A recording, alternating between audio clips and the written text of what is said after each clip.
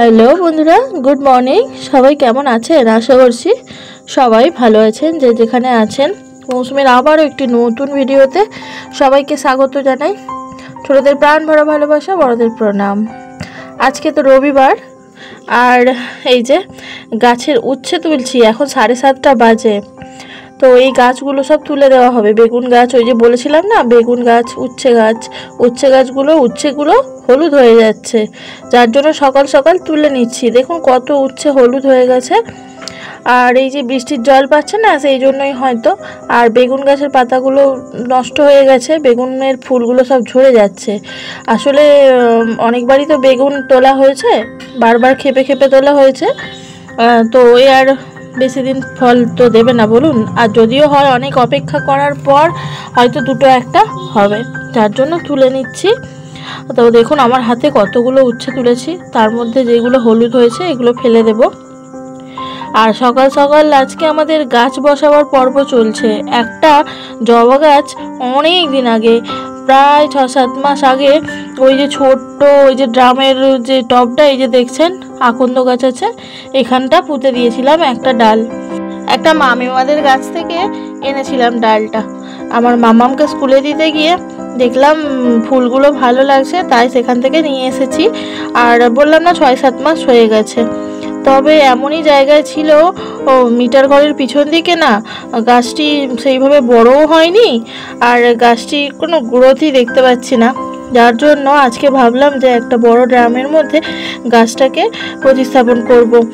তাই এই যে সকালবেলা বলেছি আপনাদের দাদাভাইকে যে একটু তুমি মাটি ভরে দাও আর আমি গাছটাকে বসিয়ে দেব বলে গাছটাকে বসিয়ে দিলাম। শান্তি পেলাম। এবার গাছটা ফাঁকা জায়গাতেই রেখেছি, দেখি কেমন হয়। আর এই যে বৃষ্টি হচ্ছে তো আরো সুন্দর ধরে যাবে। ওই গাছটা বসিয়েছিলাম আমি ওই জানুয়ারি মাস করে, তখনই অত সুন্দর ধরে গিয়েছিল। তারপর আবার ফ্রেশ হয়ে নিয়ে এবার রান্না বান্নার জোগাড়জাটি করতে হবে। তো বাজার থেকে চলে এসেছে, চিকেন নিয়ে এসেছে, আর কলমি শাক আর কুলেখাড়া শাক নিয়ে এসেছে। যেহেতু আমার তো জানেন শরীরের অবস্থা, যার জন্য ওই কুলেখাড়া শাক ডক্টর খেতে বলেছেন। তো এই শাকটা আর কি সিদ্ধ করে বা রস করে আর কি খাওয়ার জন্য। প্রত্যেক দিন ওই কাঁচা রস খেতে না ভালো লাগে না, যার জন্য আজকে ভাবলাম যে এটাকে সিদ্ধ করে নিয়ে জলটা খাবো। আর সিদ্ধ করে জলটা খাওয়ার পর যেটা থাকবে ওটাও আলু সিদ্ধর সাথে মেখে খেতে ভালো লাগে কিন্তু। যার জন্য এই যে দেখুন আমি জল দিয়ে বসিয়ে দিয়েছি, অল্প একটু জল দিয়েছি, 1 কাপ মতো রসটা হবে আর কি, যার জন্য বসিয়ে দিলাম। আর একদিকে ভাত বসিয়ে দিয়েছি, চিকেনটা পরিষ্কার করে রেখেছি। চিকেনের মধ্যে পাগুলো দেখলেন, ওই যে পাগুলো না, আমারও কর্তামশাই আবার খায়, সেই জন্য নিয়ে এসেছে। ওনারা পরিষ্কার করেই দিয়েছেন, যেরকমটা দেখতে পেলেন আপনারা। তো এটা অনেকেই খায়, আমি খাই না বলে আর কেউ খাবে না তা তো না। যাই হোক, এবার এই যে দেখুন যে পাতার রসটা হয়ে গেছে, এটা আমি খেয়ে নেব কাপে করে। আর কুলেখাড়া শাকের গুণাগুণ আপনাদের নিশ্চয়ই আর বলতে হবে না, আপনারা জানেন। আর বিশেষ করে রক্তের সমস্যা, রক্তের প্রবলেম হলে না, যাদের শরীরে রক্তের ঘাটতি থাকে, রক্ত শূন্যতা থাকে, তাদের তো একদম মহৌষধি। তবে প্রত্যেকেরই খাওয়া এটা ভালো, বুঝলেন। আর পাতার রসটার কথা বলি, এই রসটা খাওয়া দেখে আজকে রবিবার তো সেই ছোটোবেলার কথা মনে পড়ে গেল। সেই কালমেঘ খাওয়া, আপনারা কে কে কালমেঘ খেয়েছেন? ছোটোবেলায় কি আপনাদের বাড়িতে কালমেঘ খাওয়া হতো? মানে ওই কালমেঘের বুড়ি না হলে কালমেঘের রস 1 চামচ খাইয়ে দিত মা, জোর করে ধরে, সপ্তাহে একদিন রবিবার। তো কি কান্না করতাম, জোর করে দিত, খেয়ে নিতাম, কান্না করতাম, আর তারপর মুখে মিষ্টি দিতে হতো। এই যে খাচ্ছি দেখছেন, এর মধ্যে একটু কষ আছে না, যার জন্য খেতে ভালো লাগে না, কিন্তু খেতেও হয়। তবে এর থেকে যখন ওই রস আর কি খাওয়া হয়, কাঁচা পাতার রসটা, ওটা আরও একটু কষ। তবে ছেলে এসেছে জানেন, আপনাদের বলা হয়নি। ওই যে দেখুন ছেলে সাইকেলটা নিয়ে একটু বেরোচ্ছে খেলু করতে, কি বলবো। তো আমি এখন রান্না বসিয়ে দিলাম। তো বলেইছি চিকেন এনেছি, কলমি শাক আর হচ্ছে কুলেখাড়া, তো দেখালাম।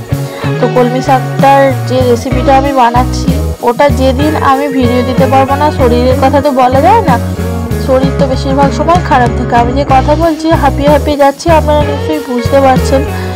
আর আমার নানা রকম প্রবলেমগুলো হচ্ছে, তো যেদিন আমি ভিডিও দিতে পারবো না, সেদিন ওই রান্নাগুলো দিয়ে দেবো একে একে। তো দেখুন এখানে কলমি শাকের তরকারিটা বসিয়ে দিয়েছি আর ওইদিকে মাংসের ব্যবস্থাটা করছি আর কি। একসাথে সমস্ত কিছু জোগাড়জাটি করে নিয়েই আমি আজকে রান্না করতে এসেছি। ওই যে দেখুন টমেটো পেস্ট করেছি, পেঁয়াজ, আদা, রসুন বাটা, লঙ্কা গুঁড়ো, হলুদ গুঁড়ো সব কিছু নিয়ে রেডি করে বসেছি। এখন আলুটা ভেজে নিচ্ছি, তারপর ওই চিকেনটা ভাজবো। আর আজকে এরকম করে একটু রান্নাটা করতে ইচ্ছা করলো করি, তবে এই যে চিকেনটা দেশি চিকেন তো যার জন্য একটু ভেজে আর ওরকম করেই রান্নাটা করছি আর কি। প্রত্যেক দিন ভিডিও বানাচ্ছি আর আপনাদের যে সুন্দর সুন্দর কমেন্টগুলো পাচ্ছি এতে আমার ভিডিও বানানোর আগ্রহ বেড়ে যাচ্ছে। আপনারা জানেন কি, আপনাদেরকে অসংখ্য অসংখ্য ধন্যবাদ এবং অন্তরের অন্তঃস্থল থেকে ভালোবাসা। আপনারাই তো আছেন, আপনারা ছাড়া কে বুঝবে বলুন তো আমাকে। আপনাদের কাছে সুখ দুঃখের গল্প আমি বলতে আসি, রান্না বান্না সব কিছু শেয়ার করতে আসি। আপনারা কত সুন্দর সুন্দর মন্তব্য করেন, এগুলো দেখে আমার ভীষণ ভালো লাগে। বিশ্বাস করুন, আমি জানি আমার একটা পরিবার আছে, আমার যে এই সংসারে এত কিছু তার মধ্যেও আমার একটা পরিবার আছে যাদের থেকে এত এত ভালোবাসা পাই, কত সুন্দর সুন্দর কথা তারা আমাকে কমেন্টে লেখে। তো সবাইকে অনেক অনেক আরও একবার ভালোবাসা জানিয়ে দিচ্ছি। তো যখন শরীর খারাপ হয় তখন আমার খোঁজ আপনারাই নেন, আপনারাই জিজ্ঞেস করেন মৌসুমি কেমন আছো, কেমন আছো, মৌসুমি তোমার কি হয়েছে। বিশ্বাস করুন সব কিছু হয়তো খুলে বলতে পারি না, মানে সংসারের কথা, কিন্তু আপনারা ছাড়া মনের কথা বলার কেউ নেই। জানি ঘরের সব কথা বলা যায় না, তবুও যতটা পারি বলার চেষ্টা করি। দেখুন সবার বদনাম তো আর করতে পারবো না, আগে তো নিজেকে ঠিক থাকতে হবে। আপনি ভালো তো জগৎ ভালো, কথাতেই বলে, তাই না? তো যাই হোক, অনেকগুলো কথা বলে ফেললাম। আজকে চিকেনটা আমার বাবু বলেছে এইভাবে রান্না করো মা, এইভাবে। আমি সেই জন্য এইভাবে করছি, এইভাবে আমি রান্না করি না চিকেন। তো বাবু বলেছে, কারণ ও কাউকে একজনকে দেখেছে এইভাবে রান্না করতে, যার জন্য আমাকে বলেছে। হয়তো বা হবে আমার পাশের বাড়ির একটা বৌদি আছে, মানে ও যাকে মামিমা বলে, সেই মামিমার চিকেন খেয়ে ওর খুব ভালো লাগে, যার জন্য আমাকে বলেছে। তো এই যে মশলাটা দিয়ে দিয়েছি, দিয়ে কষিয়ে নিচ্ছি, সব কিছু রেখেছিলাম দেখলেন তো। তো তারপর এই যে দেখুন আলু ভেজে রেখেছি, চিকেনটাও ভেজে রেখেছি, তারপর কষিয়ে রান্নাটা করব। আজকে যদি স্নানটা করে নিতাম ভালো হতো। সকাল থেকে দুইবার গা ধোয়া হয়ে গেছে, একবার গাছ বসানোর পর আর সকালে একবার, কিন্তু স্নান তো করা হয়নি। স্নান করে নিলে আমার মনে হয় মানে কষ্টটা আমার একটু কম হতো। স্নান করে যদি পূজাটা দিয়ে দিতাম। এখনও পর্যন্ত বাড়িতে পূজা দেওয়া হয়নি আজকে। এই যে আমি রান্নাটা কমপ্লিট করব, করে পূজাটা দেব, রান্না কমপ্লিট করে বাসন মেজে তারপর। তো যতটুকু ভিডিও পাচ্ছি রবিবারের ভিডিওটা আপনাদের সঙ্গে শেয়ার করছি। হয়তো পুরো সকাল থেকে রাত পর্যন্ত করতে পারছি না, তাই টুকটাক রান্নাবান্না যেগুলো করছি বা যেগুলো পারছি সেইগুলো শেয়ার করে নিচ্ছি। এখানে আমার এই যে কলমি শাকের যে চচ্চড়িটা বানিয়েছিলাম এটা ঢেলে নিচ্ছি। এই রেসিপিটা অবশ্যই শেয়ার করব। ওই যে বললাম আমার অসুবিধার দিনে কাজে লেগে যাবে, তাই না? মানে ভিডিও দেওয়া হবে আর মানে রেসিপিও শেয়ার করা হবে, তো বন্ধ যাবে না আর কি ভিডিও দেওয়া। এখন তো সবে সবে মনিটাইজেশন অন হয়েছে, ভিডিও দেওয়া বন্ধ করতে চাইছি না। কষ্ট করে হলেও একটা করে ভিডিও আমি দিতে চাইছি। তো সমস্ত কিছুর জন্য আপনাদের ভালোবাসা প্রয়োজন, আরও একবার বলছি। তাহলে রান্নাবান্না তো কমপ্লিট হয়ে গেল। আজকের ভিডিওটা আমি এখানেই শেষ করে দিচ্ছি। সবাই খুব ভালো থাকবেন, সুস্থ থাকবেন। আরও একবার দেখিয়ে দিলাম কি রান্না করেছি। আর দেখুন ওই যে দেশি মাংস বললাম না, ছেলের নিয়মে রান্না করতে গিয়ে পুরো দেখুন লাল হয়েছে।